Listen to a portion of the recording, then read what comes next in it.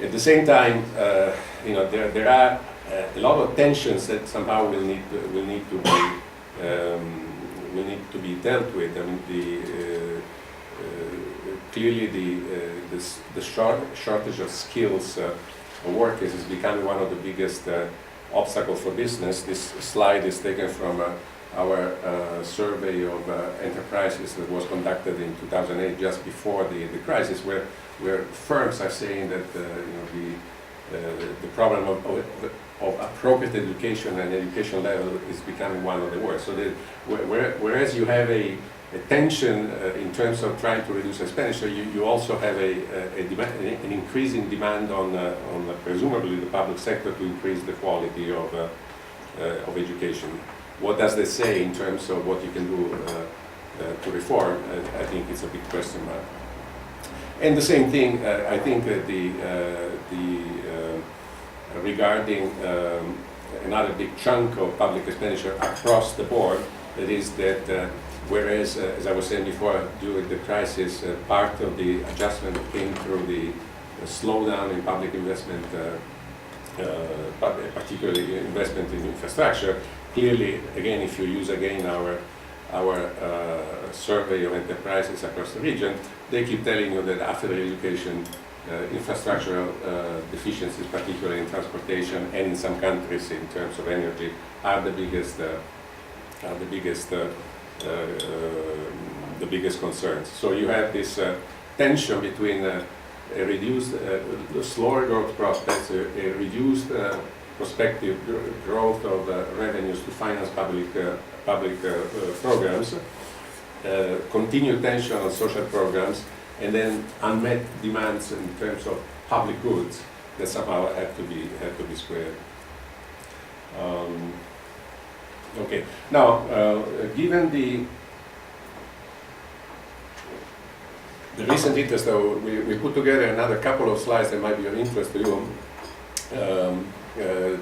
Trying to, this is more recent because we've been trying to look at outside our region, but more specifically what's happening in the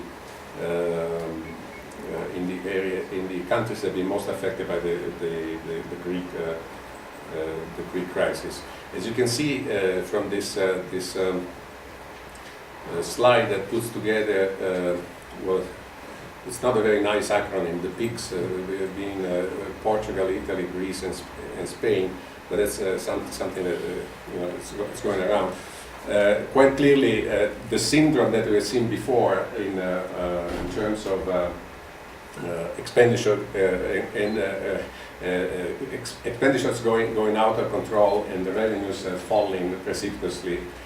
And as a consequence, the levels of debt going up substantially is confirmed. I mean, it's not a surprise. It's just interesting to see that what we've observed in many of the countries in the EU10 and in the former Soviet Union actually was the same syndrome that was hitting some of the weaker members of the European Union. As we see Greece here, the situation is even worse in the sense that Greece, although we don't really know if the numbers are quite correct, but it certainly shows that Greece went on a fiscal binge way before the crisis became a problem. So it started developing, started this scissor between revenues and expenditures at least 2 years before, 3 years before the crisis really hit, and therefore it presented itself into the crisis with a very, very weak situation. So whereas the markets may be somewhat irrational at times and so on and so forth, certainly the developments that we have seen in Greece reflect fiscal irresponsibility, and I think that's what the Greek government has now to deal with. We've done the same for Western Europe, and then trying to compare the Eurozone without the Eurozone, and the interesting note that comes out of here is that the eurozone, in a sense, has been more restrained than the non-eurozone. They had lower expenditures and lower revenues and better balances, but there has been a lot of course, the euro has better. Yeah, no, you're right. I mean, I'm sorry. Yeah, that's Scandinavia there. Oh, because the Scandinavians So they have higher revenues, higher expenditure, but better balances. I take your lower point. debts. I take a point, and obviously Go for lower social. debts. Yeah. Okay, so we should all go for a very large social expenditure in the Nordic model.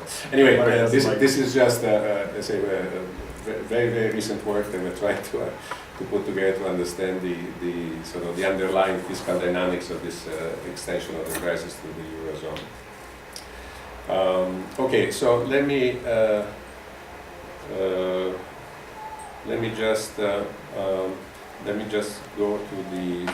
Well, we had a little bit of an addendum on Poland, but I don't want to be too Polish specific, except to say that I think it's absolutely fair to say that Poland entered the crisis as perhaps one of the best countries in certainly among the EU10 and to a certain extent in Europe. But obviously, it finds itself with a big problem that has had to delay the entry into the euro. But since this is a Polish audience, I don't really want to go too much into this discussion. But we can certainly discuss in a little bit more. Just the conclusions. As I said before, between 2007, those were the good days. Things were going very well. It's very easy to adjust your bottom line when your revenues are exploding.